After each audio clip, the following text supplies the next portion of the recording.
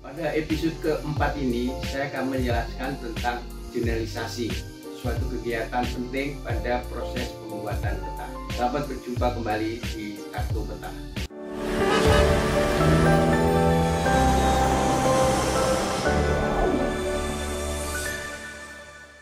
Banyak jenis generalisasi yang harus dilakukan sebelum menghasilkan peta yang baik dan benar, sesuai untuk keperluan pengguna peta. Episode keempat, generalisasi kartografi. Bahasan pertama, saya akan menjelaskan tentang beberapa pengertian mengenai generalisasi. Bahasan berikutnya adalah petunjuk pelaksanaan generalisasi. Bahasan terakhir adalah pelaksanaan generalisasi kartografi. Generalisasi kartografi, istilah di dalam melaksanakan generalisasi data geospasial untuk visualisasi kartografi. Suatu proses yang terdiri dari berbagai bagian yang berhubungan dengan keragaman unsur-unsur muka bumi yang disajikan pada peta. Objek generalisasi, proses yang berlangsung pada saat mendefinisikan dan membangun basis data yang merupakan representasi abstrak dari muka bumi, sehingga pada saat pengambilan data harus dilakukan tingkat tertentu generalisasi, dalam arti abstraksi, seleksi, dan pengurangan. Model generalisasi dilaksanakan untuk persiapan pembuatan peta digital yang dapat mempengaruhi secara langsung grafis peta dan data, serta bertujuan melakukan reduksi data untuk penghematan penyimpanan dan peningkatan efisiensi komputasi fungsi analitis, serta mempercepat transfer data melalui jaringan komunikasi. Perbedaan antara generalisasi kartografi dengan model generalisasi adalah pada proses pelaksanaan untuk menghasilkan visualisasi simbol grafis objek data dan juga penanganan masalah akibat pemilihan suatu simbol peta, seperti pergeseran unsur muka bumi setelah dilakukan generalisasi. Aspek generalisasi kartografis menyebabkan ketidaksamaan informasi yang disajikan pada berbagai peta dengan skala berbeda. Hal tersebut dikarenakan kepadatan isi peta oleh reduksi skala dan terbatasnya kemampuan mata dalam melihat ukuran minimum pada peta.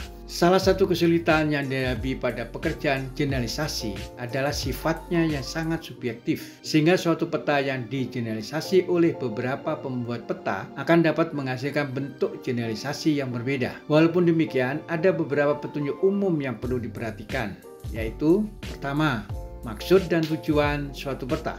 Pada hakikatnya, semua peta mempunyai maksud dan tujuan, sehingga pada pelaksanaan generalisasi, pembuat peta harus memperhatikan hal-hal tersebut, sehingga unsur yang disajikan sesuai serta memenuhi maksud dan tujuan peta bersangkutan. Kedua, karakteristik suatu daerah.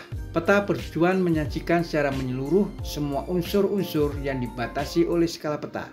Penyederhanaan akan bertambah sesuai dengan perubahan skala peta. Tetapi bentuk atau sifat suatu daerah haruslah tetap dipertahankan meskipun skala peta diperkecil.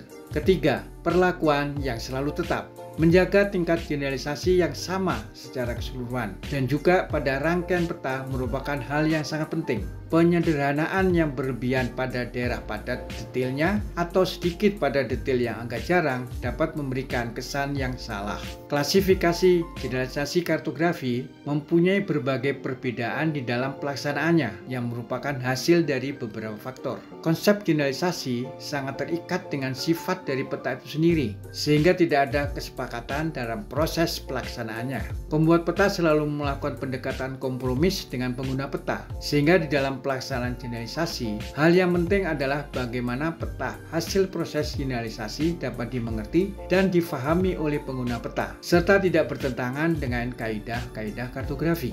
Pada dasarnya, generalisasi kartografi dikelompokkan menjadi dua, yaitu generalisasi geometrik lebih kepada penyederhanaan bentuk, B.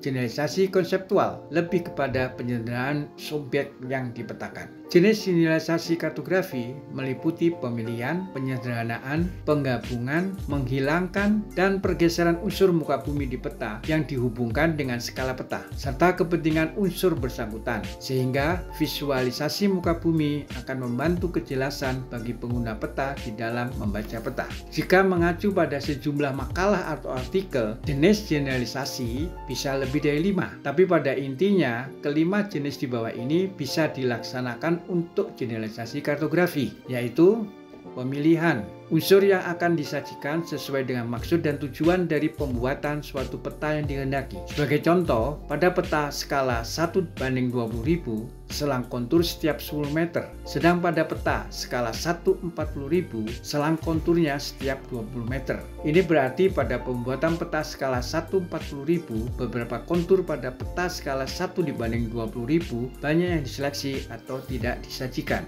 Penyederhanaan, unsur-unsur yang akan disajikan di peta haruslah jelas, terang, dan terbaca dengan tanpa mengubah karakteristik dari unsur-unsur bersangkutan. Jika terdapat unsur yang terlalu kecil serta sulit untuk disajikan dengan detail yang cukup, maka unsur tersebut perlu disederhanakan. Contoh pada peta skala 1:5000, umumnya rumah atau gedung diperlihatkan dalam ukuran yang sebenarnya. Sebaliknya pada peta skala 1:25.000, bentuk rumah atau gedung disajikan secara kelompok. Bahkan bangunan yang sangat khas, masjid atau gereja, sudah disederhanakan dalam bentuk simbol. Penggabungan. Jika terjadi perubahan skala peta, karakter unsur linier yang terdiri dari beberapa garis tidak mungkin untuk dipertahankan, sehingga unsur linier tersebut perlu digabung. Pada sejumlah peta, umumnya jalan raya terbagi dalam beberapa jalur, biasanya diwakili oleh 2 atau lebih jalur yang berdekatan dengan jarak pemisah antar jalur. Adanya perubahan skala peta dari skala besar menjadi peta skala kecil, garis-garis yang terpisah tersebut digabung menjadi satu,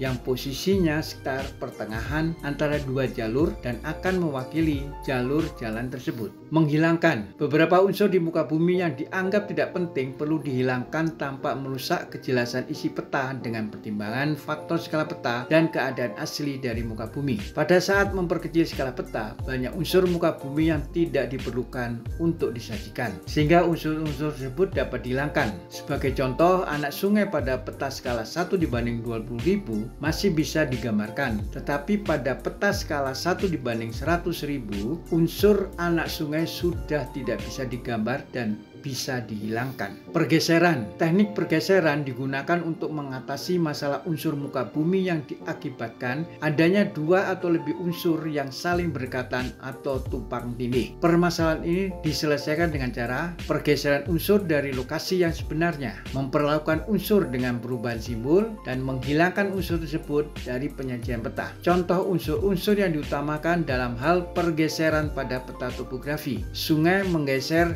jalan kereta api. Jalan kereta api menggeser jalan raya. Jalan raya menggeser bangunan. Bangunan menggeser batas tumbuhan. Eksagerasi. Salah satu macam atau bentuk generalisasi, suatu teknik pembesaran atau melebihkan ukuran dalam penyajian suatu unsur pada peta yang dihubungkan dengan ukuran sebenarnya unsur-unsur bersangkutan pada skala tertentu dari peta. Maksud dari eksagerasi adalah suatu usaha untuk mempermudah pemakai peta tentang pentingnya suatu unsur tertentu pada suatu peta. Konsep dari eksagerasi adalah sederhana, tetapi dalam prakteknya dapat menimbulkan beberapa masalah, terutama dalam usaha untuk mempertahankan ukuran sebenarnya dan letak simbol-simbol yang terkena eksagerasi. Untuk menjaga posisi dari simbol yang terkena eksagerasi, maka simbol harus diletakkan pada titik pusat simbol tersebut atau sumbunya tetap pada posisi sebenarnya. Terima kasih kepada rekan-rekan perpetaan yang telah menyaksikan episode